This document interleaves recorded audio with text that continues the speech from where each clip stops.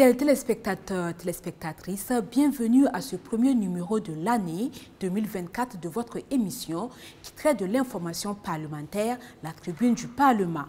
Au sommet, la représentation nationale a adopté le projet de loi portant révision de la Constitution. Les innovations de ce projet de loi ainsi que la réaction des députés dans ce magazine. Le vocable parlementaire, quant à lui, s'intéresse à l'expression « commission saisie au fond » dans l'examen d'un projet de loi. Le décor ainsi planté place à la première rubrique « L'actu ».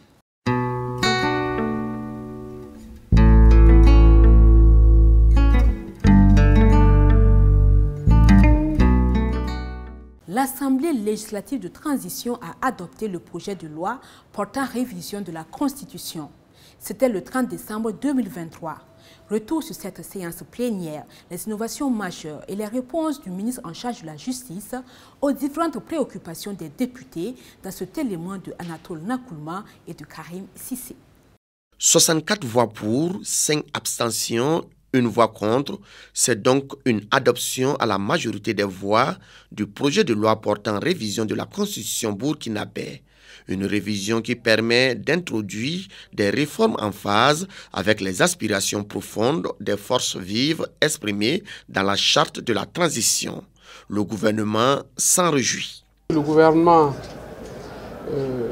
en ayant cette large adhésion des membres de l'Assemblée législative de transition, ne s'est pas trompé sur la réforme envisagée, parce que ceux qui sont ici à l'Assemblée nationale représentent chacune en ce qui le concerne, une frange de notre peuple.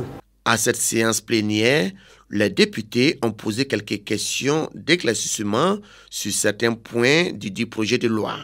Au ministre en charge de la Justice d'apporter des éléments de réponse question par question. C'est consacré par la Constitution que le pouvoir judiciaire reste indépendant. Et l'indépendance, c'est d'avoir à rendre une décision sans avoir de compte à rendre à personne. Et pour consacrer ça, l'article 130 qui suit et qui lui fait l'objet de modifications, les magistrats judiciaires ne sont soumis dans l'exercice de leurs fonctions qu'à l'autorité de la loi. Ils sont inamovibles. Prenez le projet de loi que vous avez devant vous, vous allez voir que c'est écrit dedans. Il n'y a aucun changement. Pour clore cette séance plénière, le Dr Ousmane Bougouma, président de l'Assemblée législative de transition, a précisé qu'avant promulgation, ces textes de loi seront soumis au Conseil constitutionnel pour vérification de la conformité aux dispositions de l'article 154 alinéa 4 de la Constitution relative au respect de la procédure de révision de la Constitution. L'adoption du projet de loi portant révision de la Constitution a été bien accueillie par l'exécutif burkinabé, mais aussi par les parlementaires.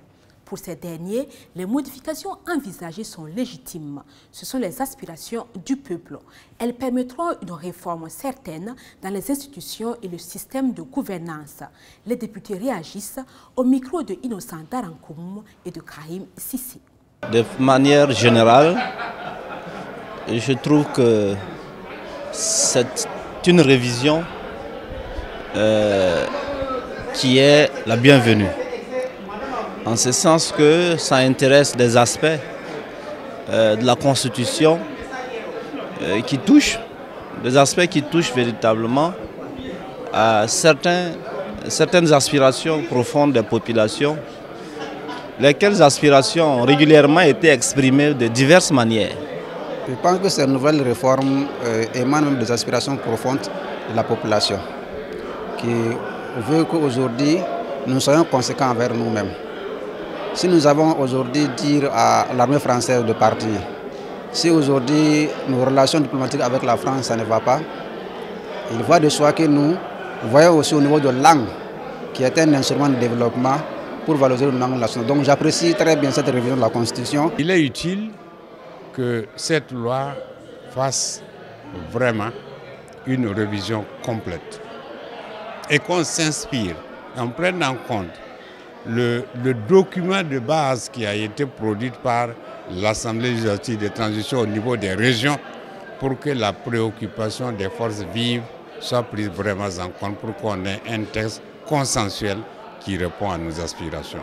Je suis très satisfait parce que cette révision permet à notre exécutif de bien remplir les missions qui lui sont assignées. Ça va permettre de répondre aux aspirations de la population et de pouvoir combattre correctement les terroristes qui envahissent notre pays depuis 2015.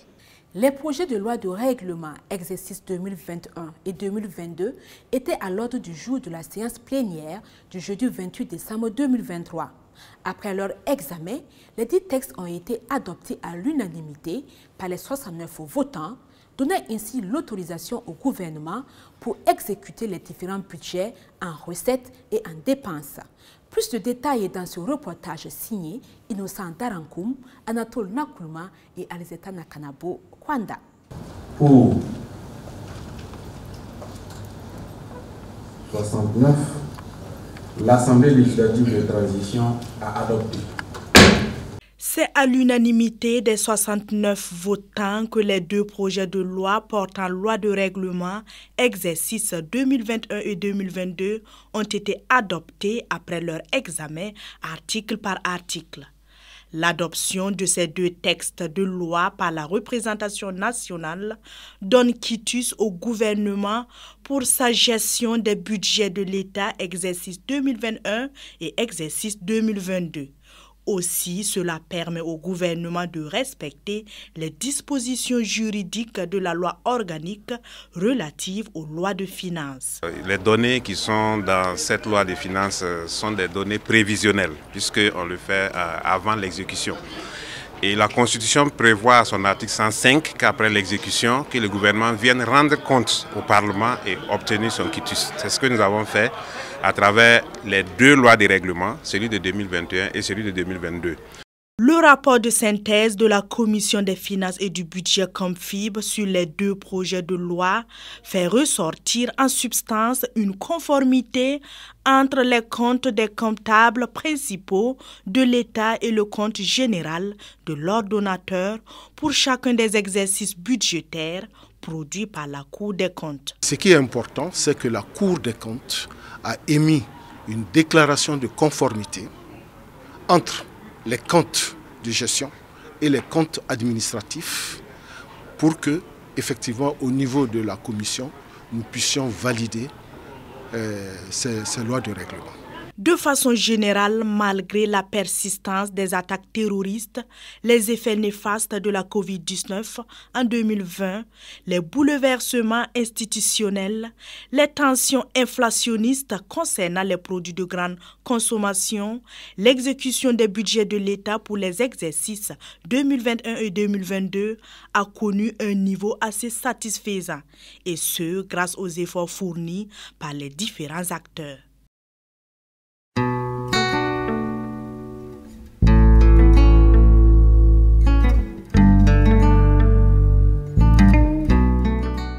Au Parlement, l'examen des projets de loi se passe dans les commissions. Une commission peut donc être saisie pour avis ou au fond. Pour le vocable parlementaire de ce jour, nous allons nous intéresser à cette dernière expression. Mais que fait exactement la commission saisie au fond? Quelles sont les étapes pour l'examen d'un projet de loi et la suite réservée aux résultats des travaux issus de cette commission?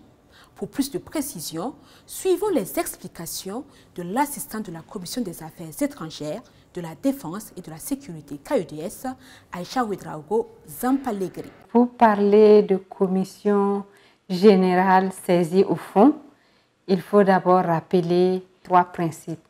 D'abord, il y a le fait que l'article 35 de la résolution numéro 003-2022 par ALT portant règlement de l'Assemblée législative de transition consacre pour cette législature 5 commissions générales. Il y a également le fait que l'article 100.1 du même règlement dispose, entre autres, qu'aucun texte ne peut être examiné en plénière s'il n'a fait l'objet d'un rapport d'une commission compétente. Il y a également la conférence des présidents qui donne quitus à une commission donnée d'être saisie au fond. Et par exemple, la KJDH entre-temps, a été affectataire au fond du projet de loi portant promotion immobilière au Burkina Faso. Donc, quand elle est saisie ainsi, il y a toute une procédure à entreprendre. On peut scinder cela en 4 étapes.